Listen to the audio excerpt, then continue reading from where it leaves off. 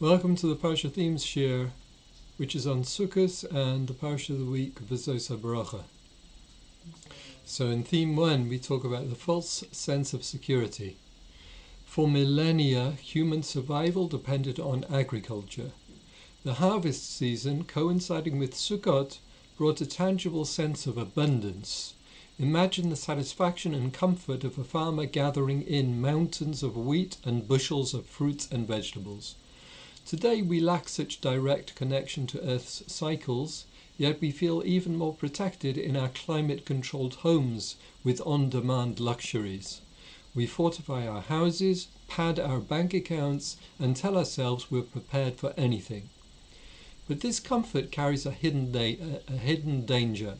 The illusion that we control our fate, that our walls and wealth can shield us from life's unpredictability. However, take a glance at world history, particularly Jewish history, and we'll see that no physical shelter truly guarantees our protection. Time and again, Jewish communities rose to prominence only to face sudden expulsion and total loss of their material wealth. The same story, Jewish prosperity followed by exile, has cycled repeatedly over the past 2 millennia. Now the Sukkah Emunah, the shade and shadow of faith. So if we can't find lasting protection and joy in our homes and possessions, where can we find it? The unlikely answer is that we can find it in a shack made of discarded plant material, in other words, a sukkah. From the outside, a sukkah doesn't usually look like much. Sometimes it's wood, sometimes it's thin poles with blue canvas walls. And a sukkah has greenery or bamboo for its roof, the schach. You can see the sunlight through the gaps. At night the stars might peek through.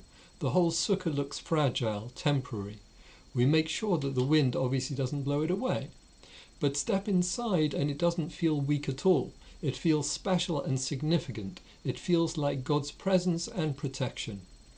According to the Talmud, our sukkahs commemorate the clouds of glory that enveloped the Jewish nation during their 40-year desert journey. And if clouds don't seem like a great protection, that's exactly the point. Protection doesn't come from the cloud, it comes from God. But these ethereal clouds served as a daily reminder that the nation's survival depended not on physical fortifications, but on divine providence. And so too our sukkahs. The Zohar calls the shade of the sukkah the shadow of faith. In Judaism, faith doesn't mean blind acceptance like it does in many other religions. Emunah translates as trust or reliance or faith, taking the leap to live according to truth we've verified through reason and experience. Again, unlike those other religions. By dwelling in a completely vulnerable sukkah for 7 days, we internalize the truth that nothing in this world can really ensure our protection, well-being, and happiness. Not our home, not our alarm system, not our government, nothing. Our security comes from one source alone, and that is God. As King David writes in Psalms, if God doesn't guard the city, its watchmen stand in vain. Now, fulfilling the Mitzvah of Succah, the dissolution of doubt. Like all mitzvahs, dwelling in a sukkah transforms intellectual understanding into a lived experience through tangible actions. For the 7 days of Sukkot, we abandon comfort to dwell in a leafy hut, completely exposed to the elements, living the reality of complete trust in the one above. Throughout the year, we wrestle with fundamental questions that gnaw at the edges of our consciousness. Who really runs the world? Can I truly rely on God? Is my security real or illusory? Am I placing my trust in the right things? These doubts are exhausting. They create a low-grade anxiety that we carry with us, even when we're not consciously aware of it. We're constantly hedging our bets, trying to maintain control, worrying about what might go wrong. But in the sukkah, the doubt dissolves. When you sit looking up at the sky, the answer becomes clear. The Almighty runs the world, He always has.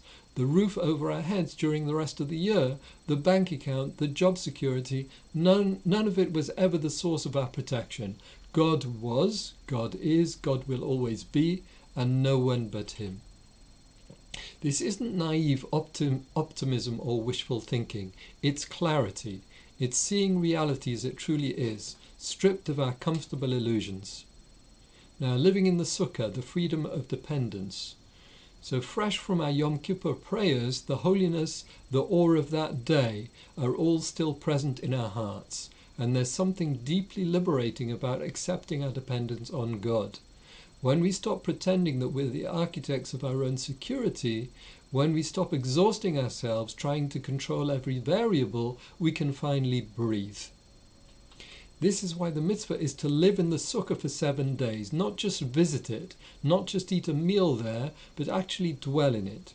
The Torah wants us to marinate in this clarity, to let it seep into our bones, to internalize the truth that our security has always come from above.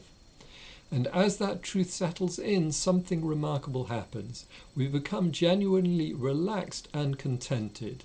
Not because everything is necessarily going our way, not because we've achieved perfect control over our circumstances, but because we know with crystal clarity who we can rely upon. Now, the Sukkah, joy and the divine embrace. The Torah commands us to spend all 7 days of Sukkot in a constant state of joy. Moreover, the festival of Sukkot itself is called the time of our rejoicing, Zeman Simchosenu. Why is Sukkot, of all holidays, singled out as the season of joy and the time of our rejoicing? What does joy have to do with sitting in a sukkah? The answer is that there's no greater joy than living with true Emunah, true faith. If you meet one of the rare few people who live with sincere trust in God, you'll witness remarkable serenity. Crisis doesn't devastate them. Uncertainty doesn't paralyze them. They've discovered life's ultimate secret, resting in hands infinitely more capable than their own. The Sukkah is unity, strength of faith, and joy in being in God's presence together. We do not depend on bricks or steel or even a structure that will hold back the rain, but on God alone. It feels like joy because the Sukkah reminds us that even when the winds of despair, confusion, loneliness and hostility blow around us, God is always with us.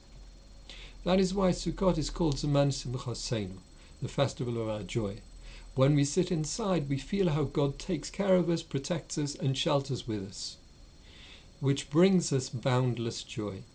And because it is the festival of ultimate clarity, it is the time when our doubts are resolved and we see with perfect lucidity where our security truly lies. As the Talmud teaches, there is no joy like the joy that comes from resolving doubt. There is no happiness quite like the happiness that emerges when we finally see clearly. In the Sukkah, we don't just commemorate the clouds of glory that protected our ancestors in the desert. We experience our own moment of protection, our own moment of truth.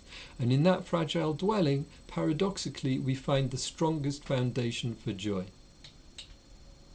That's the reality we try to connect to by dwelling in a Sukkah for 7 days.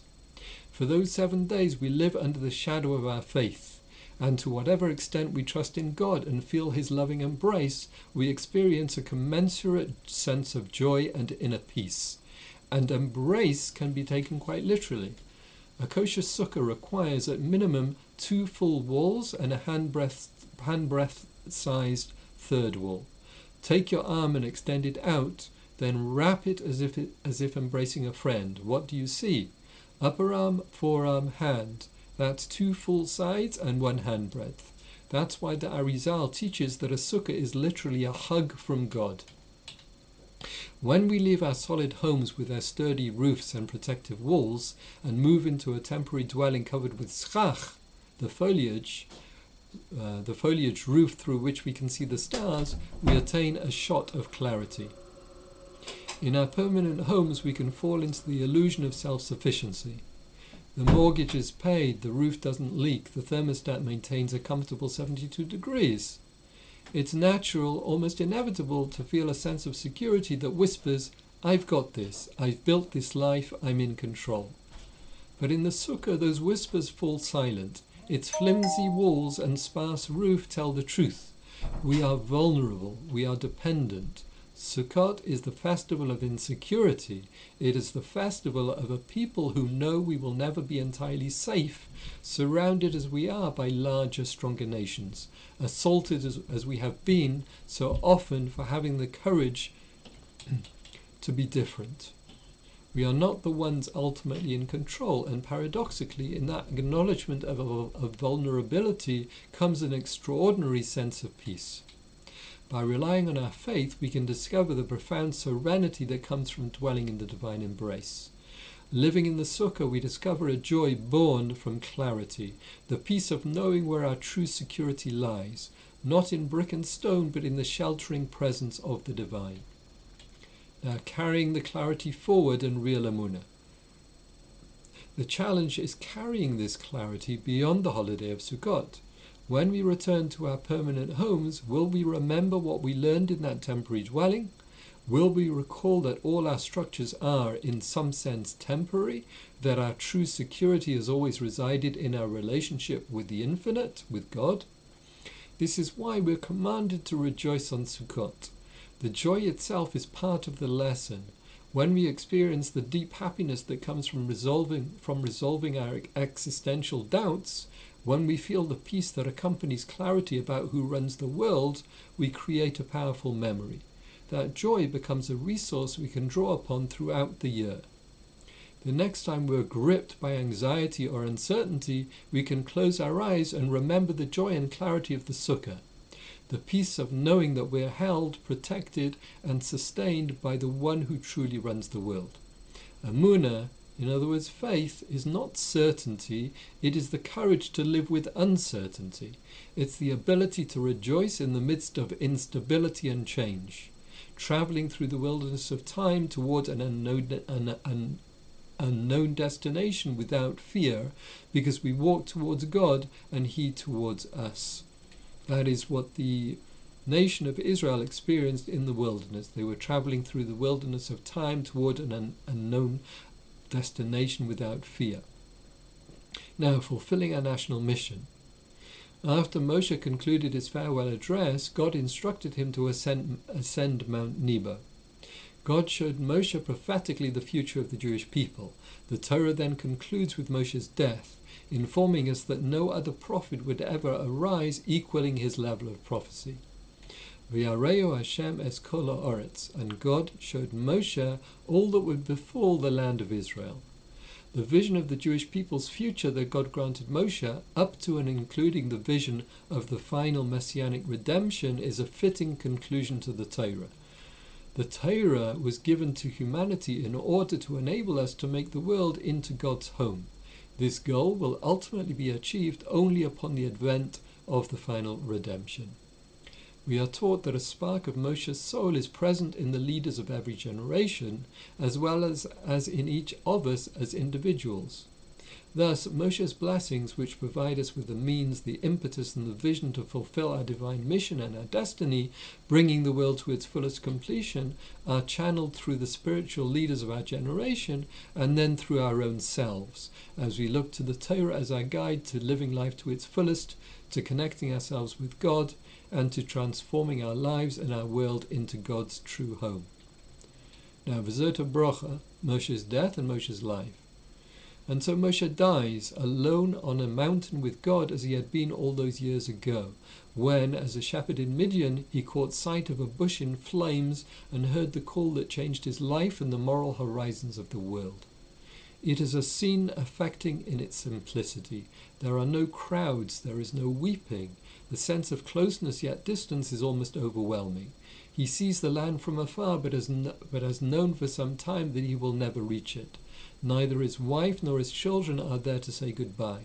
They disappeared from the narrative long before. His sister Miriam and his brother Aaron, with whom he shared the burdens of leadership for so long, have predeceased him. His disciple Joshua has become his successor. Moshe has become the lonely man of faith, except that with God, no man or woman is lonely, even if they are alone. It is a profoundly sad moment, yet the obituary the Torah gives him, whether Joshua wrote it or whether he wrote it himself at God's behest with tears in his eyes, is unsurpassed. Never again did there arise a prophet in Israel like Moshe, whom the Lord knew face to face, in all the signs and wonders that the Lord sent him to display in the land of Egypt to Pharaoh and all his servants and all his land, and for all the mighty acts and awesome sights that Moshe displayed in the sight of all Israel. Moshe rarely figures in the list people make from time to time of the most influential people in history. He is harder to identify with than Avraham in his devotion, David in his charisma, or Isaiah in his symphonies of hope. The contrast between Avram's and Moshe's deaths could not be more pointed.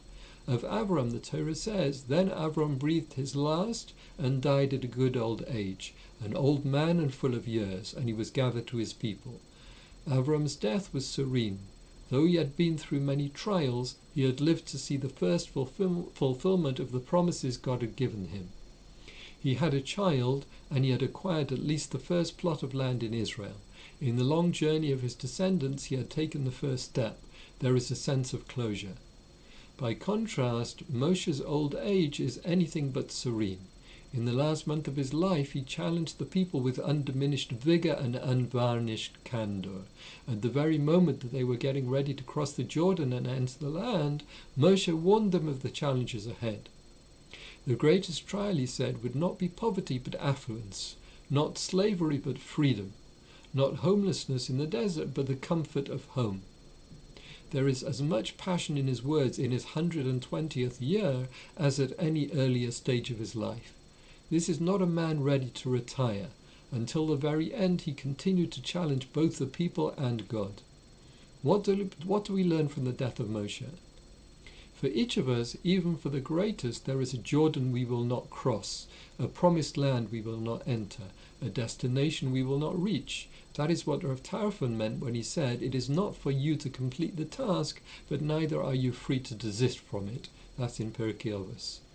What we began, others will continue. What matters is that we undertook the journey. We did not stand still.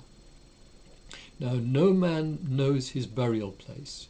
What a contrast between Moshe and the heroes of other civilizations whose burial places become monuments, shrines, places of pilgrimage. It was precisely to avoid this that the Torah insists explicitly that no one knows where Moshe is buried. We believe that the greatest mistake is to worship human beings as if they were gods. We admire human beings, we do not worship them. That difference is anything but small. God alone is perfect. This is what Moshe wanted people never to forget. Even the greatest human is not perfect. Moshe sinned. We still do not know what his sin was, for sure. There are many opinions. But that is why God told him he would not enter the promised land. No human is infallible. Perfection belongs to God alone. Only when we honor this essential difference between heaven and earth can God be God and humans human. Nor does the Torah hide Moshe's sin. Because you did not sanctify me, says the Torah. The Torah does not hide anyone's sin. It is fearlessly honest about the greatest of the great. Bad things happen when we try to hide people's sins. When religious people hide the truth, they do so from the highest of motives. They seek to prevent a chilul Hashem, a desecration of God's name. The result, however, inevitably is a greater chilul Hashem, a greater desecration of his name. Such sanctimony, denying the shortcomings of even the greatest, leads to consequences that are ugly and evil and turn decent people away from religion. The Torah does not hide people's sins, neither should we. Now, there is more than one way of living a good life. Even Moshe, the greatest of men, could not lead alone. He needed the peacemaking skills of Aaron, the courage of Miriam, and the support of the 70 elders. We should never ask, why am I not as great as so-and-so? We each have something, a skill, a passion, a sensitivity that makes or could make us great. The greatest mistake is trying to be someone else instead of being yourself. Do what you are best at, then surround yourself with people who are strong where you are weak. Never lose the idealism of youth. The Torah says of Moshe that at the age of 120, his eye was undimmed and his natural energy unabated. That Moshe's eye was undimmed means that he never lost the passion for justice that he had as a young man. It is there as vigorous in Deuteronomy as it was in Exodus. We are as young as our ideals. Give way to cynicism, however, and you rapidly age. At the burning bush, Moshe said to God, I am not a man of words, I am heavy of speech and tongue. By the time we reach Deuteronomy, the book called Devarim, or Words, Moshe has become the most eloquent of prophets. Some are puzzled by this. They should not be. God chose one who was not a man of words, so that when he spoke, people realized that it was not he who was speaking, but God who was speaking through him. What he spoke were not his words, but God's words. That is why he chose a couple who could not have children, in other words, Avram and Sarah, to become parents of the first Jewish child. That is why he chose a people not conspicuous for their piety to become God's witnesses to the world. The highest form of greatness is to open ourselves to God so that his blessings flow through us to the world. That is how the priests blessed the people. It was not their blessing. They were the channel of God's blessing.